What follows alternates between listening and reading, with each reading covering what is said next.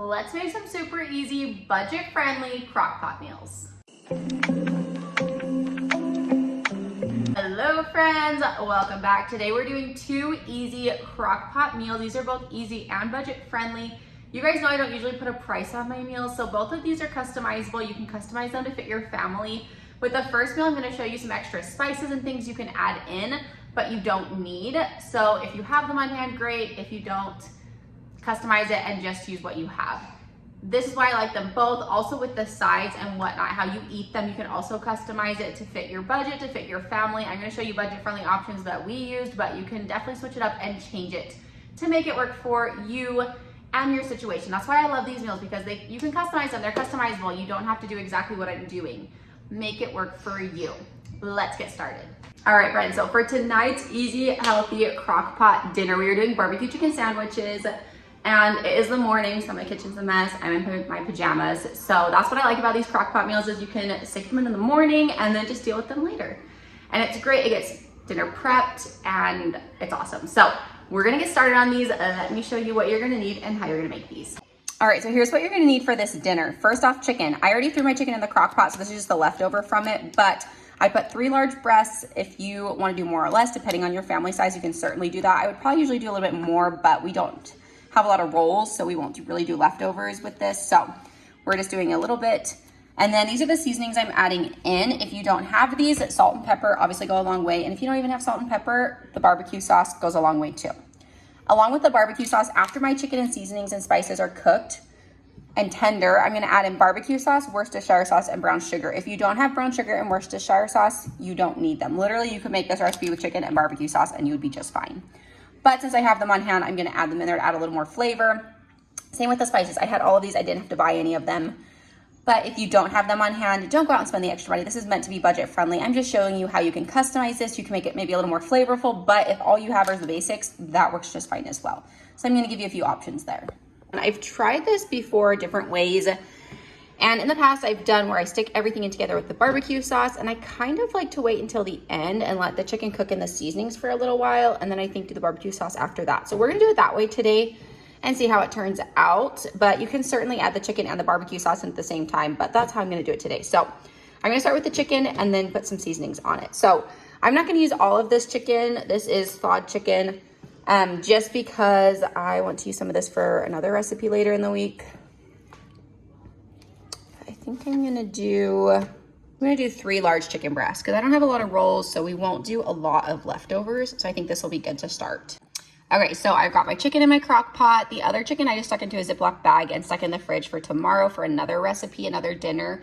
Now I'm gonna add the seasonings on top of this. Now, like I said, if you don't have these seasonings, you can do different seasonings. You can do just salt and pepper. Honestly, just the barbecue sauce itself will be great. And there are a few other things I'll be adding with the barbecue sauce later, but I'll show you those in a minute. So I'm gonna add in some smoked paprika, or you could just do paprika if that's all you have.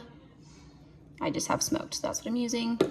I'm gonna add in some garlic salt. And I'm not measuring any of this, measuring with my heart, so just measure with your heart. I'm adding some cumin.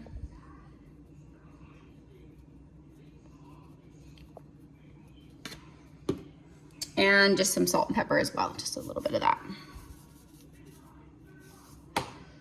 And then I'm gonna crack some pepper in there too. Okay, so I've got my chicken breast and my seasonings in the crock pot. I'm gonna stick the lid on and I'm gonna put that on high until everything is tender and cooked through. I don't like to cook it too long, so I would definitely just keep an eye on it. I'm shooting for like 4 to 6 hours. We'll see how long it takes.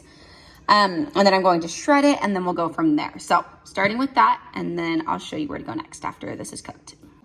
Okay, so our chicken's looking good. It looks like it's nice and tender. So I'm gonna take this out and shred it. And then I'm gonna empty all the juices from the crock pot and put the chicken back in. And then I'm gonna show you what we're gonna do after that.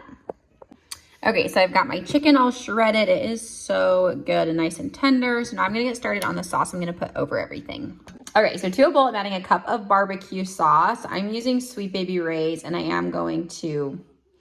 will scrape my cup, don't worry. I do like Sweet Baby Ray's. We like it a little bit better than the Great Value, so that's what we get. But we're doing a cup of Sweet Baby Ray's barbecue sauce. You can use whatever barbecue sauce you want though. Next, I'm gonna add 3 tablespoons of brown sugar. And now I'm adding about a tablespoon of Worcestershire sauce. And I'm gonna give that a good mix. Now, you can adjust these amounts as you like. This is just kind of me putting in how much I think will work good for us and for our chicken and how much chicken I have in the pot. Now, if you have more chicken, if you have less chicken, you're going to want to adjust what you're doing. If depending on the flavors that you like, you may want more Worcestershire sauce or more brown sugar or less or whatever. This is just how much I'm putting in there, but you can do whatever you want. And like I said before, if you don't have brown sugar or Worcestershire sauce, you can also just do barbecue sauce and be totally just fine. Just stick the barbecue sauce straight over the shredded chicken and be good to go. So that looks good. So I'm gonna pour this over top of my chicken. I'm gonna scrape it out too. Okay, now I'm just gonna mix everything together and get it all nice and coated. Okay, so I just really had enough barbecue sauce to coat it. I don't really want it like sitting in juices personally. And sitting in too much sauce. This is how I like it. And then if people want to add more barbecue sauce on top, they certainly can, but this is going to work good for us. Now, if you want to add more barbecue sauce, you like it sitting a little bit saucier, go for it, but this is how we're going to do it. So I'm just going to let this sit on high for a few more hours until we're ready to go. I'm going to keep checking on it. If I need to turn it on low or warm, I certainly will, but I'm just going to let this sit in the sauce for a little while. And then I'm going to show you what size we're going to add with it tonight. Okay, so our chicken is done. I left it on high for a little too long, wasn't paying attention, and it did get a little burnt, so don't leave it on high for maybe more than a little while. I would probably just put it on low or warm after you put the barbecue sauce in. But it looks a little rough with the burnt pieces, but it honestly tastes really good with all the seasonings and everything and the barbecue sauce. Super yummy. I'm working on the sides right now, and then I'll show you how we pull this all together. So I forgot to film this until we had already eaten some of it. So this was the leftover that we had. It was really super delicious. And then we had some rolls on the side. I didn't end up eating one, but we just had a half left over.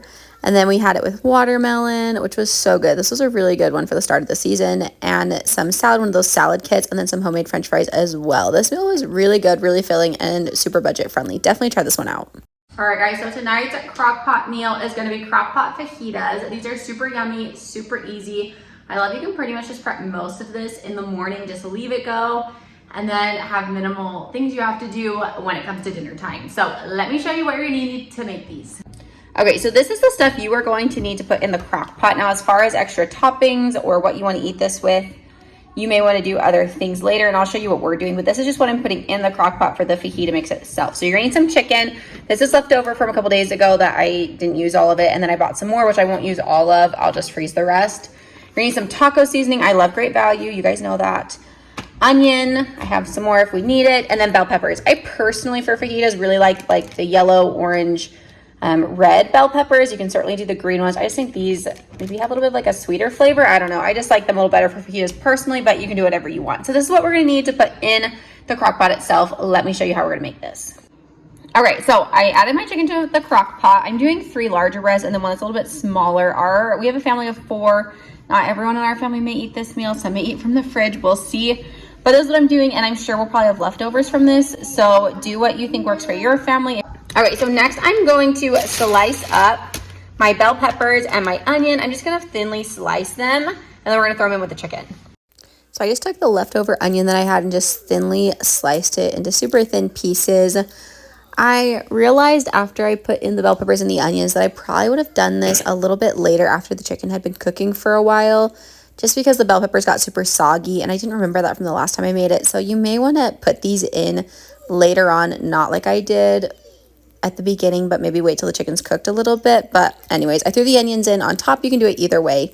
Threw the onions in on top, and then I sliced up some bell peppers and threw them in there as well. I really like just slicing them thinly like this and then sticking them on top. It's funny, my husband doesn't really love bell peppers, but I love them in like fajitas and certain other things. So I was excited about this meal. And then I also sliced up some orange ones as well, not just the red ones, and threw that in too. And then on top of that, I took my taco seasoning and just sprinkled that all over the top. If you wanted, you could put it on top of the chicken first too. But I just sprinkled some of that on top. I didn't do the whole pack, maybe like 2/3 or 3/4 of the pack. And then I took a little bit of water and poured that over top just to help everything cook and get a little juicy. And then after that, I just put on the lid and put it on high and let it cook for 4 to 6 hours on high until the chicken was tender.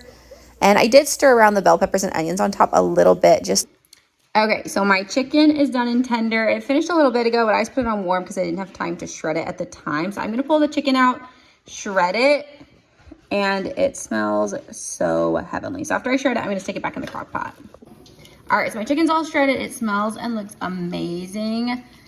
My bell peppers are maybe a little soggy. I probably should have waited a little bit to put these in. So if you want to wait, you can wait a little longer and wait till the chicken's a little closer to being done to stick those in. It's probably a good thing. My husband doesn't love bell peppers, so there's not a ton in here, but if you wanted to add, more bell peppers, you certainly could.